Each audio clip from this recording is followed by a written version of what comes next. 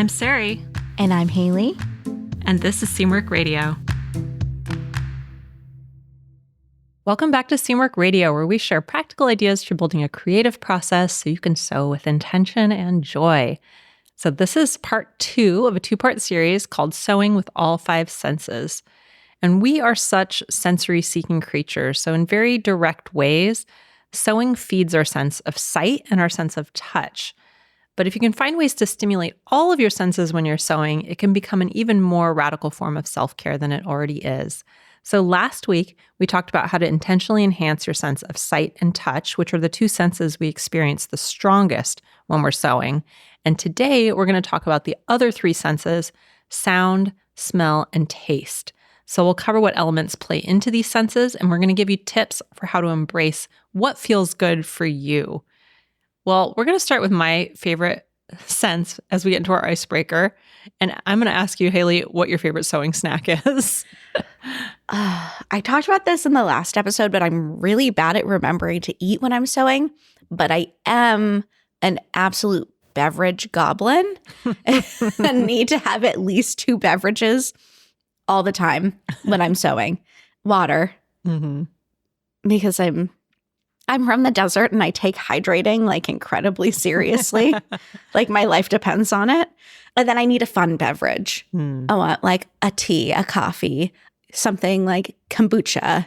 On occasion, I'll have a glass of wine when I'm sewing if the mood strikes, but not very often. But I love a little bevy. Yeah, I do too. Not wine usually. Well, I don't drink a lot of wine, but I did the other night. I brought a glass of wine into the bedroom. We were watching a show in bed and knocked it over onto the carpet. You're like, this is why I don't do this. Yes, this is like the one time in the last 6 months I brought a glass of wine in there and I knocked it into the carpet. So no, I think maybe it wouldn't mix too well with sewing, given my klutzy nature. But I agree about beverages in general. I like to have a nice fancy beverage. Usually tea. I bring some tea with me often when I go to sew. Just makes me feel cozy. The trouble with a hot beverage, though, is that it always goes cold before I finish it. Yeah. So I do tend towards a cold beverage most of the time for that reason. You know, they make those little things that will keep your beverage hot. Those little, almost like a tiny hot plate kind of thing, I think. Yeah. Maybe I need one of those. Or maybe I just need to put it in a thermos. Yeah. Thermoses work pretty well. I think my favorite sewing snack, honestly, it's not very exciting. I usually bring a protein bar with me when I sew because it keeps me going for a long time. It keeps me full for a long time. I don't know, it's a little bit of a processed snack, so it'd probably be better if I had something a little less processed, but it helps me keep going. And when I'm sewing, I want to usually sew for as long as I can. Need stamina. Yeah, stamina, exactly. I will say that I think that the preferred snack in our office, because we do keep some snacks around, is peanut butter pretzels. Always seem to be in heavy rotation when we're sewing and filming and doing all of the things. Yeah, they're so addictive though. That's like a fun Seamwork fact. Yeah, I just love them. But once I start eating them, it's really hard to stop because they're so good. I can't eat them directly out of the bag. I put them in one of our little teacups. I do that and then I go back for more because they're so addictive. I love peanut butter. I love salt. I love crunchy things. They're just the perfect snack. I just keep buying them because they're the snack that doesn't go stale. We eat them before they go stale. Yeah, I love all of those things. Well, if you want to leave us a question for a future icebreaker, if you're a Seamwork member, just go to seamwork.com/go/icebreakers, and that's going to take you to a thread on our community forum where you can leave your question that we'll use on a future episode. All right, so let's get into the last 3 senses of our 5 senses that we're talking about today. And if you missed the first episode, that was all about touch and sight. And those are the senses that we're inherently really focused on when we're sewing. So we talked a lot about how to enhance our sense of sight and our sense of touch in the episode previous to this. So if you haven't listened to that yet, it's the one right below this in your podcast feed, and you can give that one a listen. But there are 3 more senses, and by leaning into those and exploring how to integrate those into our sewing practice, we can create something that feels really rich and luxurious for ourselves. So today we want to talk about the less obvious sensory experiences of sewing, which definitely includes snacks. Absolutely. So there'll be a lot of snack talk today. There already has been a lot of snack talk today. Sari, what do you think is the benefit of experiencing things on a more sensory level when we're sewing? Well, we talked about this a lot in the last episode, but I think the biggest benefit for me, and this is with sewing or really with life in general, is that when you tune into your senses, you really feel a lot more in your body. And it's a great reminder, one, I think, to pay attention to yourself and how you're feeling, because feelings manifest in the body. So I think that's one thing. But I think it also helps you pay more attention to the world around you as well, because the senses are kind of that doorway between your body and the rest of the world. So obviously, paying attention is something that can benefit your sewing in particular as well, because the more attention you're paying, the fewer mistakes you're going to make, the more awareness you're bringing to what you're doing. But I think also the better you feel about it and the more in touch you are with how you're feeling. What about you? What do you think?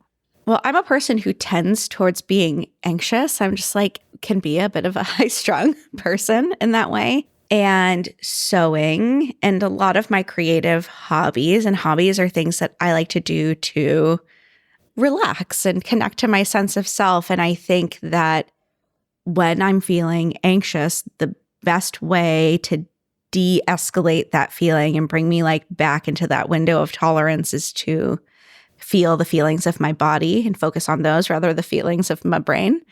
And by bringing that into my sewing practice in a more intentional way, then I am able to access all of those feel-good feelings more easily and really reap the benefits of my creative practice. Mm-hmm. Yeah. And just have more fun, I think. Just enjoy it more. Yeah, definitely. This is a fun one. What gives you this sensory ick when you're sewing? Cutting my finger with a rotary blade. Anything painful, obviously. Uh-huh. And lots of things can be painful when you're sewing, from just being uncomfortable generally, sitting for too long or standing for too long, all of those things, but also burning yourself with the iron or pricking yourself with a needle while you're hand sewing something. So there's all of those kinds of things where you could possibly experience pain when you're sewing. Yeah. But then there's also the kind of just ickiness of certain things, like the feeling of a certain fabric or even noises that might really bother you while you're sewing. There's lots of metallic noises in sewing. Yeah, things scraping against other things or all that. What about you? Would you add anything to that? Being really hot when I'm sewing. Ugh, yeah. That's a surefire way to get overwhelmed and start making mistakes is if I get too hot. There's three things. So overheating. The other thing is loose threads on my body. Yeah. Touching, it's when you have a strand of hair that you can't find. Or when you walk through a spider web. Yeah. Sometimes you can get that feeling if you're working with something that's really fluffy and leaving little fluffs everywhere, really stringy. And then the other one is the feeling of nylon fabric on my hands, specifically during winter when when my hands are dry. Because nylon has a really dry hand to it. Mm-hmm. That's why it's used in athletic wear so often. Is it's very wicking. It wicks the moisture right off of you. But if it's wintertime and your hands are already dry, it's very snaggy and almost like a micro Velcro sensation. Ugh. I can't stand it. So if I'm going to sew athletic wear, I'm going to sew it not when my hands are dry. I'm going to sew that stuff in the summertime. Yeah. When I'm nice and sweaty. Yeah. Just describing that makes me feel icky. I'm glad I was able to really communicate how gross it is. What's your favorite sense outside of sight and touch when you're sewing? I think I joked that it was snacks earlier, but honestly, I think it's definitely hearing. I think that's really important to me when I'm sewing, and we're going to get into that in a minute, but that really helps me to focus, whether it's music or a podcast or whatever. What about you? I'm the same. I feel like tapping into my sense of hearing, it creates almost a little bubble for me. And it really helps me get in the zone. Absolutely. So let's start there. Let's start with talking about sound and hearing for the first sense that we're going to discuss today, and how to enhance those while you're sewing and really tune into those while you're sewing and use that sense to its best advantage to make you feel good while you're sewing. So the first tip is to decide if you're more of a silence person or more of a sound person when you're sewing, because there's really no wrong answer there. And this can also, I think, vary depending on your mood. Generally, I would say I'm a sound person, but sometimes you just want silence. Sometimes you just need things to be quiet for a little while, and that is totally okay. So it's something you can decide in the moment too. But if you do like silence generally, or if you just need a little bit of a break from sound, some noise canceling headphones can be really helpful if you don't have the luxury of a quiet home. It can be a real lifesaver. A lot of less expensive headphones now have a noise canceling feature on them. They used to be really expensive. I feel like noise canceling headphones used to be super expensive. And the good ones, I guess, still are probably, but there's a lot of options now for noise canceling headphones. So that's something that can really help you out. And then you can use them for music too, or for podcasts or whatever you want to listen to as well. But if you're not listening to something, you do just want silence for a little while, you can just turn on the noise canceling feature and have a little bit more quiet than you might otherwise have. You could also use a sound machine, or ambient noise can block unwanted sounds. So that can help to kind of create some white noise. And if you have a lot of other sounds going on in your house, it can just kind of create not silence per se, but something a little bit closer to silence than what you might otherwise have. But if you do like listening to something when you sew, obviously you've got a lot of options to listen to. So obviously podcasts. Some of you might be listening right now as you're sewing, and I personally love listening to podcasts while I sew. It's probably one of the main ways I listen to podcasts is while I'm sewing. I like it because it has the right level of casualness and entertainment without being overwhelming. If you're stop paying attention for a minute, it's okay. You can kind of pick up again usually. So I like it. And sometimes I'm listening to more storytelling podcasts. And I think podcasters generally, you have kind of more discussion podcasts like we're having here today. And those are things that are very easy to listen to casually, and you dip in and out mentally a little bit. But the storytelling podcasts, I feel like if they're done well, they really capture your attention very well. And so that's one of the reasons I really like listening to those kinds of podcasts the more narrative podcasts while I'm sewing as well, because they do kind of capture my attention, especially if I'm doing something that's a little bit boring to me, like cutting is a little bit boring to me. So I can kind of zone out and just listen. So I like that a lot. Are there any podcasts in particular you like to listen to when you sew, Haley? I actually am not big on podcasts while I'm sewing. Really? As someone who's on a sewing podcast is kind of funny. I think it's because I find my attention pulled towards my sewing so often that I can find it like a little bit frustrating. So I tend to not do audiobooks or podcasts as much. I tend to listen to music or like ambient music. Interesting. The other thing that Haley just mentioned, which I think is, if you're like me and you do like to listen to something more narrative, are audiobooks. And I think that's another really great choice. Personally, I get audiobooks from the library and listen to those once in a while. It has to be the right book to make a good audiobook for me, though. I've found that I've listened to a lot of nonfiction, and I just feel like, I want to remember this, or I want to take notes on this, and then it kind of takes me out of it. So I like something that's a little bit more, even if it is nonfiction, something that's a little bit more narrative and less informational, I guess.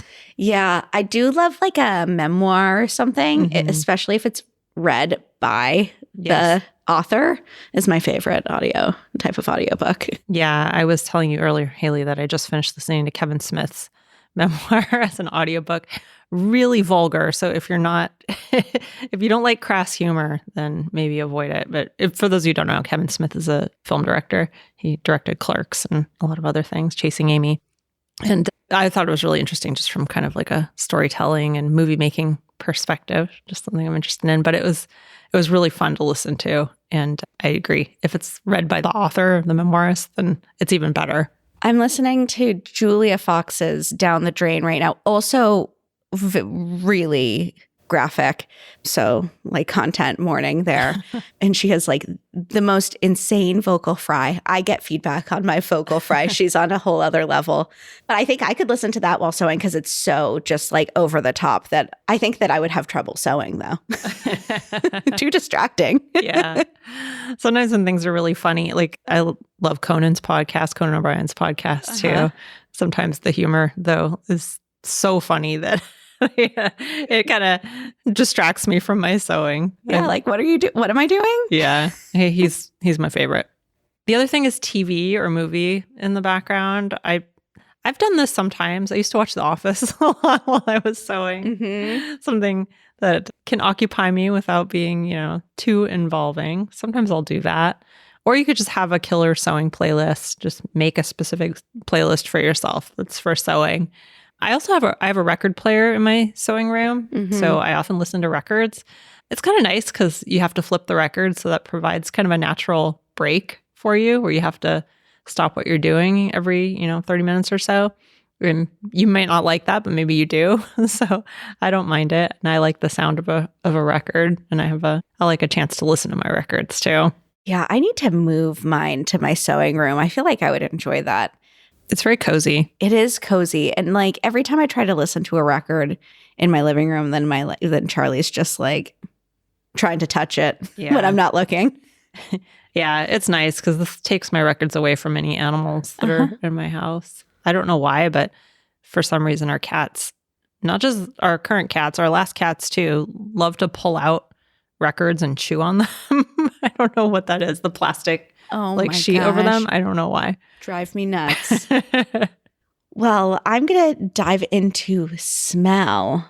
I'm a smell person.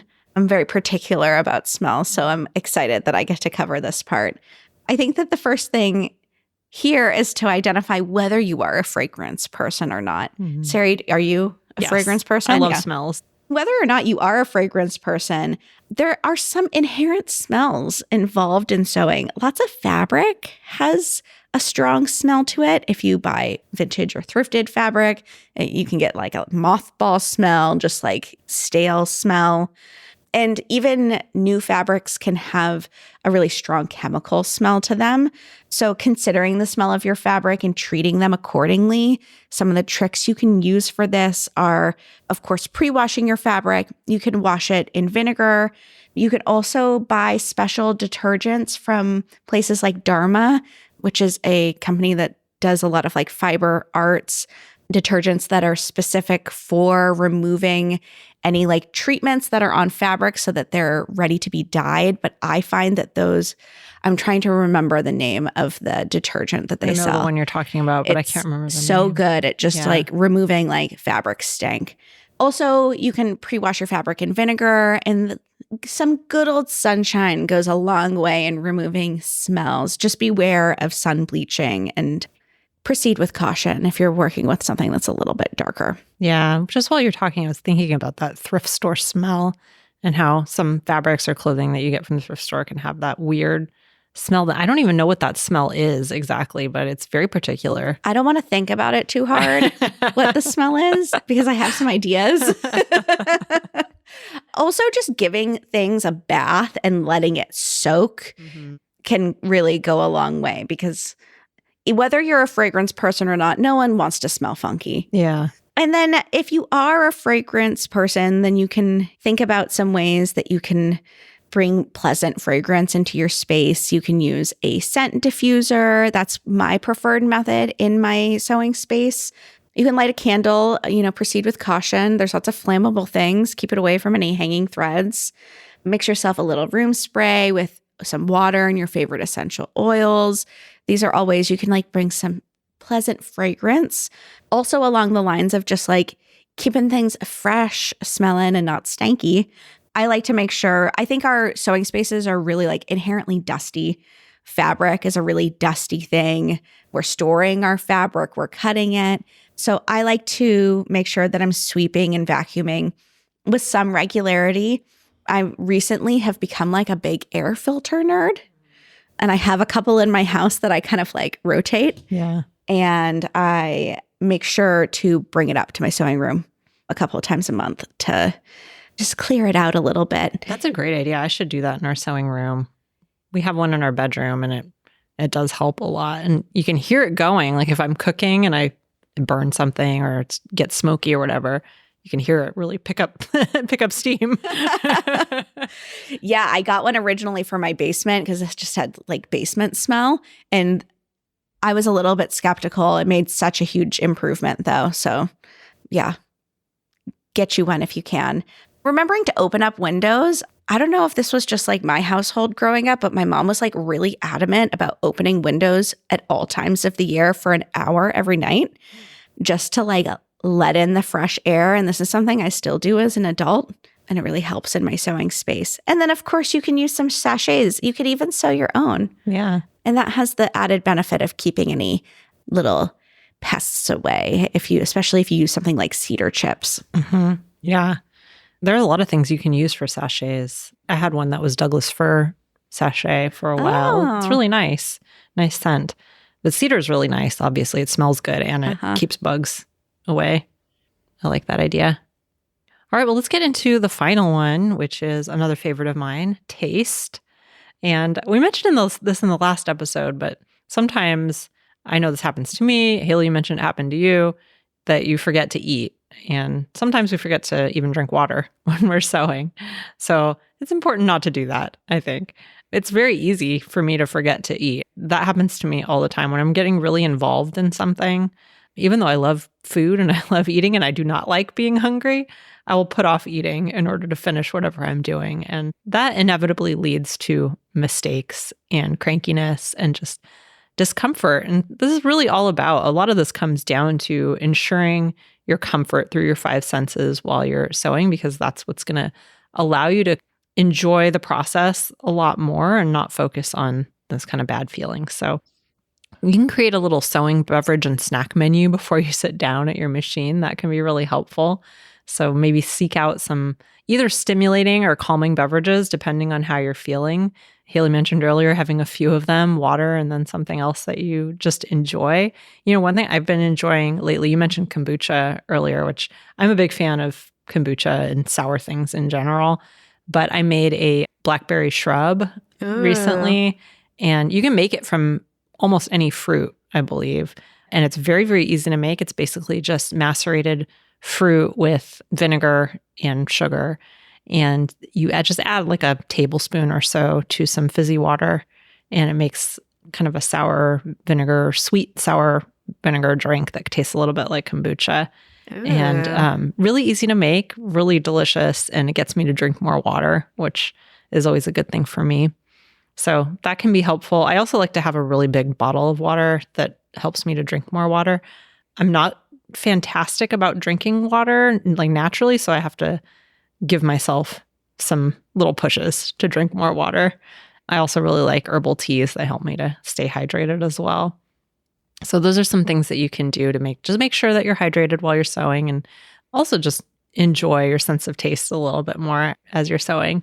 And then you can also keep some non-messy finger foods in your sewing space to help you when you forget to eat. So there's a lot of things you can do there. Granola, trail mix. We mentioned peanut butter pretzels earlier. In the last episode, we mentioned chocolate. I feel like a lot of my snacks have chocolate in them, which is not the most non-messy thing. Proceed with caution. But it is delicious, and I do tend to eat a lot of it. You can also set an alarm for snack breaks if you're somebody who tends to forget to eat, and just make sure that you're doing that. I also mentioned in the last episode this kind of block method that I'm doing sometimes in order to kind of get myself into a short session of something creative. Mm-hmm. I often tell myself that I need 2 hours, 3 hours, 4 hours in order to do something, but you can get a lot done in small increments as well. So that's what I'm trying to do a little bit. So setting alarms and kind of setting timers for myself has been really, really helpful. And you can do that just for remembering to eat if you need to do that. But also I think just having those kind of little blocks of time will naturally create breaks for you. So that's one of my little tips that I've learned more recently. That's very helpful for me. Yeah, I think another way that I remind myself to nourish my body when I'm sewing is I just bring my little snack up. My sewing space is upstairs. I bring my little snack and my beverage upstairs, and as I sit and ponder what I'm going to work on and what steps and tools and all of that stuff, then I have my little snack. It's like my little intro, my starting ritual. That's nice. You have a little tray or basket, I remember, in your sewing space that you can fill with snacks. I do. That's smart. That's a smart thing to do. I should prepare a little snack basket myself. That would be fun. A little sewing charcuterie board. Yeah. To bring with you. Wouldn't that be fun? That would be really cute. I'm really big on snack baskets. Anytime a guest stays at my house, I always make them a snack basket. What a great host. Yeah, I like that idea of a sewing charcuterie. It just reminded me of, I was looking at this book that Robin told me about. Robin's our pattern maker, and she told me about this book that I got. It's Barcuterie. It's like charcuteries you can make for your dog. And I thought it was so funny. And Ken got it for me, I think, for Christmas after that. And I was just looking at it the other day because it has recipes for making your own dog treats, which is why I want it. But it's full of these really hilarious images of, first of all, these barcuterie boards, like these fancy boards that a dog would demolish in like a minute. And these two little corgis dressed up in different outfits to go with the theme of each platter. I love that.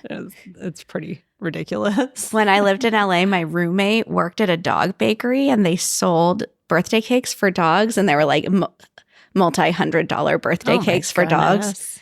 And I'm like, that dog's just going to devour it in seconds. You could have just given him a jar of peanut butter. Exactly. That's LA for you. Yeah, it's for the people.